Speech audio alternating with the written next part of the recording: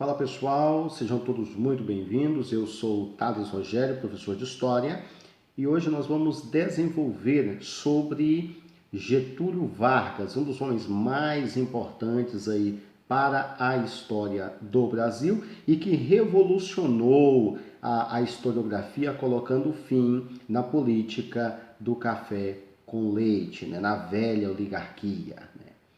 Antes de começar a falar sobre o tema, eu não vou pedir aos senhores que se inscrevam aí no meu canal. Eu vou apenas tomar um pouco do meu líquido misterioso. Vamos lá. Já entendemos que a década de 20 no Brasil ela foi marcada por uma série de instabilidade política. A governabilidade do país era garantida por um pacto entre as elites agrárias, né, as velhas oligarquias. Esse pacto se expressava na política dos governadores, na aliança que nós chamamos de política do café com leite, a alternância de poder entre São Paulo e Minas Gerais. Era também baseado na política do coronelismo e na dominação regional das oligarquias. Estavam fora deles os novos grupos sociais que surgiram com o crescimento das cidades, da indústria e as classes médias urbanas, né, o proletariado industrial. A década de 1920 é marcada aí por uma série de instabilidade política, né, a governabilidade do país e era garantida por um pacto entre as elites agrárias, entre as velhas oligarquias. Esse pacto se expressava na política dos governadores, na aliança do café com leite, no coronelismo e principalmente na dominação regional das oligarquias. Estavam fora os novos grupos sociais que começaram a surgir com o crescimento das cidades, da industrialização, as classes urbanas e o proletariado industrial. No começo dos anos aí, de 1920, as classes médias urbanas começaram a dar sinais de descontentamento com a situação de exclusão que estava enfrentando. Um dos focos da insatisfação estava nos quartéis, onde jovens oficiais provenientes de grupos sociais exigiam o fim da corrupção, do privilégio político e da dominação oligárquica. A crise ela começa no governo do paraibano Epitácio Pessoa, de 1919 a 1922, e alcança o seu grau máximo durante a gestão de um mineiro chamado Arthur Bernardes, que governa aí por volta de 1922 a 1926. De fato, o governo de Arthur Bernardes transcorreu sob estado de sítio, em meio às agitações e revoltas que levaram ao fim do seu mandato.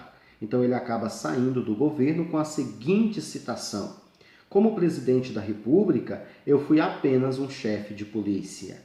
Bernardes convence o Congresso a reformar a Constituição de 1891, fortalece o Executivo, né, limitando o habeas corpus e facilitando a expulsão de estrangeiros considerados perigosos para a política. O alvo eram os trabalhadores imigrantes que organizavam o meio operário em busca de melhores salários e melhores condições de trabalho. Foi nesse governo que acontece aí uma das mais importantes revoltas, que foi o movimento denominado tenentismo, né, a revolta tenentista. Foi nesse processo que ocorreu aí uma série de mudanças no país na década seguinte, né? O movimento tenentista surge aí na década de 1920 entre oficiais militares, principalmente entre os tenentes e os capitães, e por essa época uma das formas aí de um jovem de origem modesta melhorar sua condição era ingressar em uma escola militar e tornar-se oficial do exército. Entre as classes médias, baixas e as classes populares era grande a insatisfação contra o governo oligárquico. Nos quartéis, os jovens oficiais refletiam essa insatisfação, né? Críticos das oligarquias, os tenentes queriam moralizar a vida política brasileira, pôr fim à corrupção eleitoral e propagavam o voto secreto e a reforma do ensino. Ao mesmo tempo, achavam que os militares eram os únicos capazes de salvar a pátria, né? Pois a população era totalmente despreparada e não tinha um nível cultural para ir aí, em busca dessa mudança política que eles tanto buscavam. A primeira revolta tenentista, ela ocorre depois da eleição de Arthur Bernardes em 1922. Durante a campanha, o jornal carioca Correio da Manhã recebeu algumas cartas ofensivas do Exército ao Marechal Hermes. Traziam a assinatura de Bernardes, né, que descobriu-se depois que tratava-se de uma falsificação. Articulou-se, então, no clube militar, um movimento de oposição a Bernardes. O problema agravou-se quando o governo mandou fechar este clube e, em resposta, no dia 5 de julho de 1922, a guarnição do Forte de Copacabana, no Rio de Janeiro, revolta-se, ameaçando bombardear a cidade e exigindo a renúncia do presidente eleito. Cercado por tropas do exército, os revoltosos renderam-se, mas os grupos de rebeldes, 18, segundo os jornais, na realidade foram 29, decidiu enfrentar o governo e saiu marchando pelas praias. Atacados pelas tropas do exército, apenas 2 sobreviveram, a saber, um homem chamado Eduardo Gomes e um outro chamado Siqueira Campos.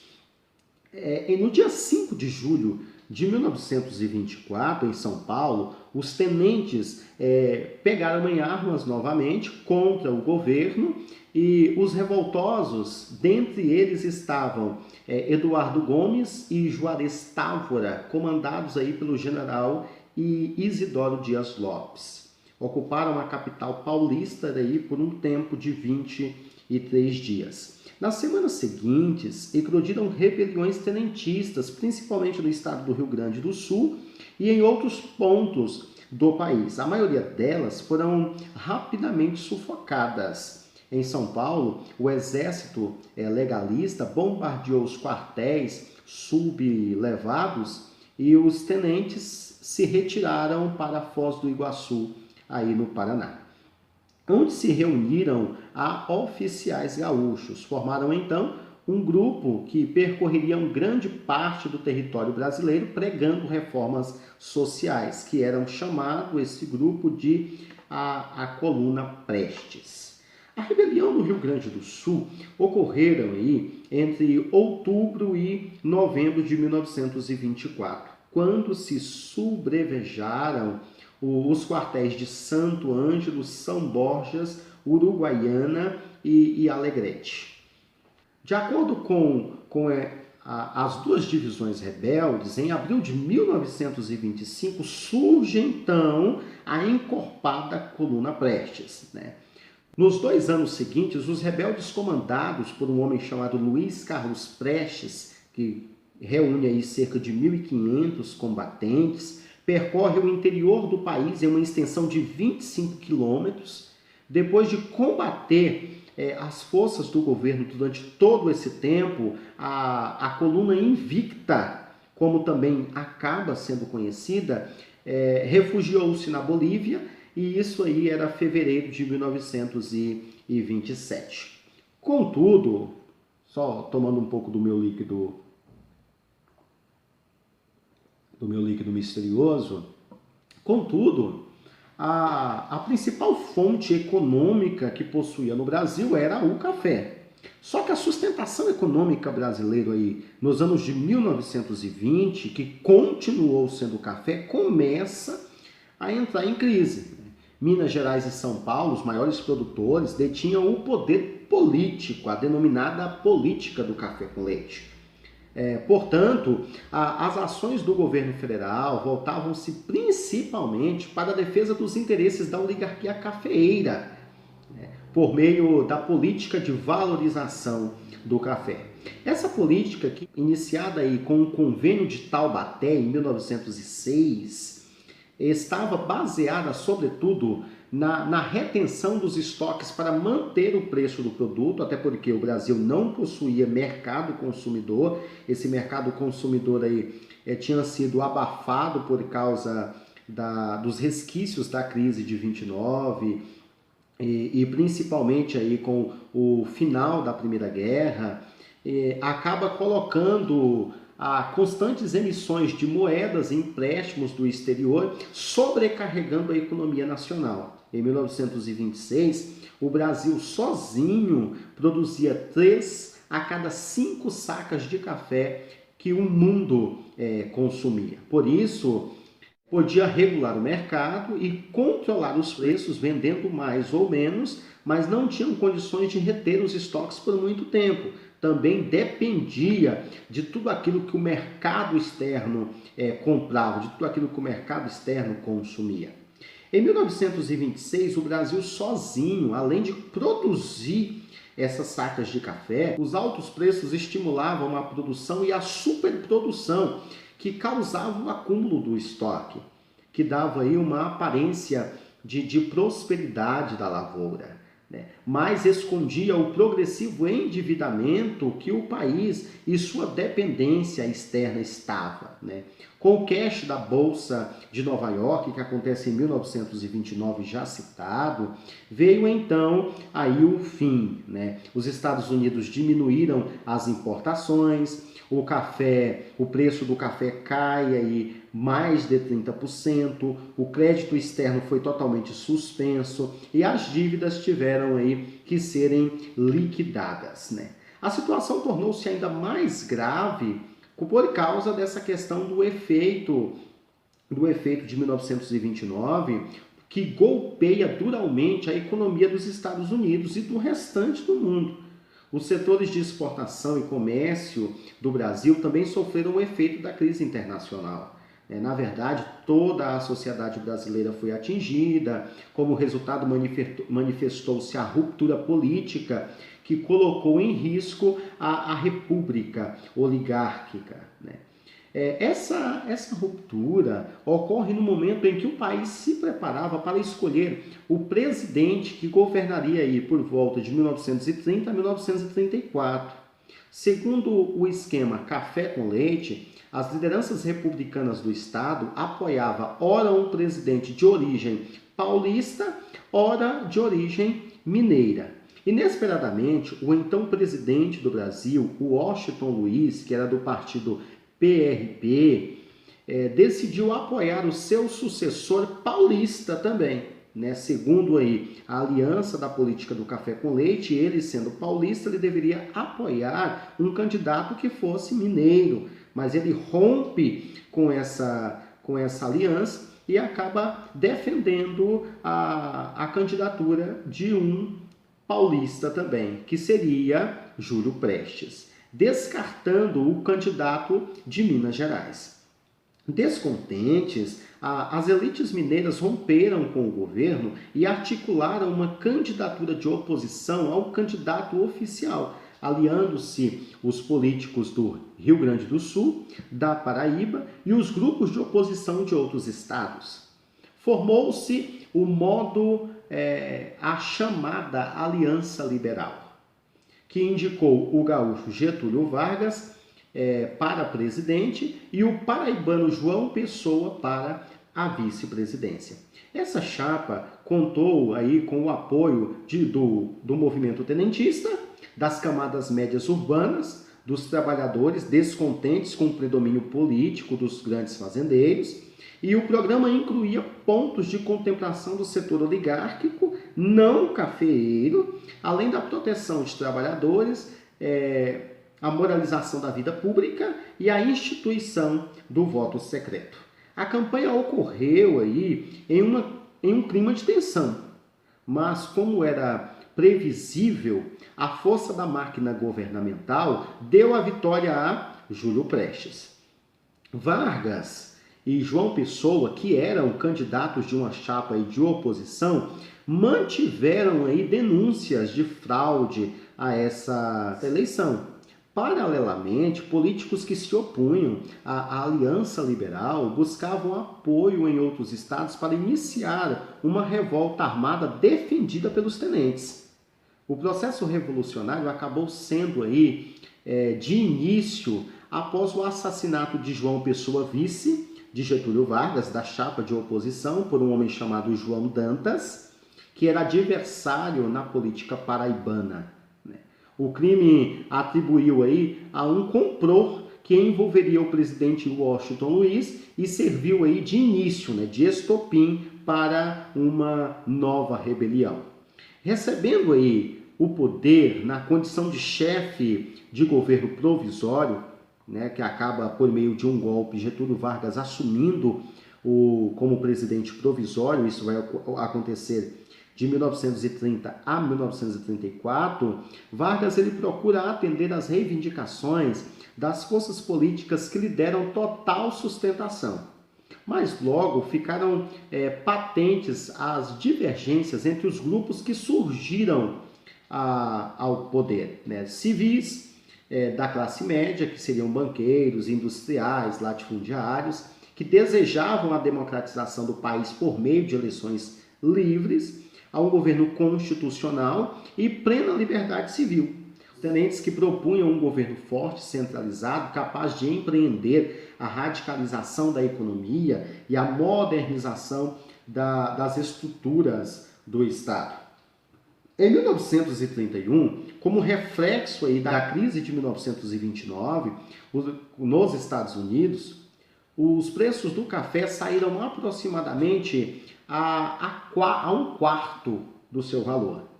Retomando a política de valorização do café, Getúlio Vargas comprou e queimou milhares de sacas do produto. Por meio de um decreto, o governo proibiu novas plantações do café, milhares de camponeses que trabalhavam nas fazendas de café migraram para as cidades paulistas, agravando os problemas sociais que já existiam, até porque esse êxodo rural forneceu aí um crescimento totalmente desordenado para a região paulista. A situação política estadual também era intensa. A nomeação do tenente João Alberto Lins de Barros, veterano da coluna Prestes, frustrou o Partido Democrático de São Paulo, que havia apoiado o movimento de 1930. E esperava alcançar o governo do Estado. O Partido Democrático aliou-se ao velho Partido Republicano Paulista, e juntos passaram a exigir o fim do governo provisório, a convocação de uma imediata Assembleia Nacional Constituinte e eleições gerais aí no país. Diante da crise, nós também temos Vargas anuncia eleições para uma Assembleia Constituinte a ser realizada em 1933. Todavia, o anúncio não deteve a marcha da conspiração paulista. Nos dias 22 e 23 aí de maio de 1932, houveram aí confrontos nas ruas que resultaram na morte de 4 estudantes de direito, o MMDC, Martins, Marigaia, Drauzio e Camargo, que preparou aí a rebelião. O movimento rebelde teve início aí no dia 9 de julho. Os paulistas esperavam receber o apoio aí dos mineiros e gaúchos, o que não ocorreu. Em outubro, após 3 meses de luta contra as forças governistas superiores, os paulistas se renderam. Aí ocorre com isso as eleições de 1933, que obedeceram aos dispositivos do novo Código Eleitoral, elaborado no governo de Vargas e no anterior. Na legislação estava incorporadas tradicionais reivindicações do constitucionalista, como o voto direto e secreto e facultativo a todos os brasileiros maiores de 18 anos, incluindo as mulheres. Uma referência dessa Constituição aí nova seria a introdução das mulheres agora ao voto. A mulher agora pode votar e também ser votada, com exceção dos analfabetos, soldados e padres. Também foi criada a Justiça Eleitoral com o objetivo de organizar e combater as fraudes nas eleições. Tais medidas aí representaram um grande avanço ao sistema político, né? Os constituintes formaram dois grupos distintos. Os deputados eleitos pela representação dos estados e os deputados eleitos pelos sindicatos profissionais, chamados aí de deputados crassistas. Em 16 de junho de 1934, foi promulgada uma nova Constituição, contando aí com 187 artigos. 4 dias depois, Getúlio Vargas foi empossado como presidente constitucional, eleito pelo Congresso Nacional. Seu mandato iria até 1938 e seu sucessor seria escolhido por eleições agora diretas. A nova Carta Magna, que acaba agora de entrar em vigor, mesclava características jurídicas liberais, autoritárias e corporativas. Dentre alguns pontos, destacava-se a manutenção da separação dos poderes executivo, legislativo e judiciário, a preservação do federalismo e do sistema presidencialista do governo, a inclusão aí de capítulos dedicados, né, aos trabalhadores, à educação, à saúde pública e à família. Ficou estabelecido ainda que a primeira eleição presidencial seria feita de forma indireta pelos membros da Assembleia Constituinte. As eleições posteriores seriam realizadas pelo voto direto. Desse modo, Getúlio Vargas aí foi eleito no dia 15 de julho de 1934, com a ampla maioria dos votos, devendo exercer seu mandato até maio de 1938. No campo econômico, o governo instituiu uma política de incentivo às atividades industriais, tanto é que o lema de Vargas seria: aquilo que fosse produzido no Brasil seria integralmente dos brasileiros, o petróleo é nosso. Ele desenvolveu uma política de valorização de indústrias no Brasil, até porque o Brasil não possuía uma força industrial como hoje é. Então ele precisava desenvolver todo esse processo e também precisava agradar a trabalhadores, a classe operária, precisava agradar os banqueiros e membros da velha política oligárquica. Abriu linha de crédito para a instalação de novos estabelecimentos e estimula também a instalação aí de novos conselhos, companhias e fundações para debater a questão da industrialização e da produção industrial. Só que, após a Primeira Guerra Mundial, a situação de muitos países era totalmente caótica, né? A fome, o desemprego, a miséria, a adaptação à vida civil de milhares de soldados seriam parte de problemas da sociedade europeia. O clima da insatisfação política ainda foi agravado pela crise econômica que ocorre em 1929. E tais condições, algumas sociedades buscaram e tendo os ideais aí ao fascismo, né, enchendo os olhos aí por toda aquela filosofia fascista que era pregado na Europa, Vargas tinha total interesse em desenvolver por esse lado. Contudo, nós não temos aí que misturar o conceito, porque ora Vargas era ditatorial, ora era democrático, ora ele estava agradando uma parte da população, ora estava agradando outra. Por isso que ele teve aí uma grande sacada para esse processo. E a primeira tentativa de Getúlio Vargas aí, no sentido de atender a algumas reivindicações dos trabalhadores, e era também com a intenção de controlá-los mais à frente, né? Foi a criação do Ministério do Trabalho, né? Em novembro de 1930. No ano seguinte, foram regulamentados direitos e deveres de todas as classes patronais e operárias e que exercessem profissões idênticas, similares ou conexas em que se organizassem aí em sindicatos. Então, Vargas, todos os anos, ele dava condições melhores de trabalho para que a classe operária tivesse oportunidade de desenvolver da melhor forma possível as suas atividades profissionais. Assim, todo trabalhador estava feliz, desenvolvendo as suas atividades da melhor forma, não faria nenhum tipo de greve, até porque a greve seria ruim para os interesses do Estado, e da mesma forma que os trabalhadores tivessem conquistado aí direitos trabalhistas, Vargas também tinha o controle total da massa. Então, com isso, ele foi aí um dos políticos fantásticos para a historicidade aí brasileira. Eu quero agradecer a todos a sua presença e até a próxima aula.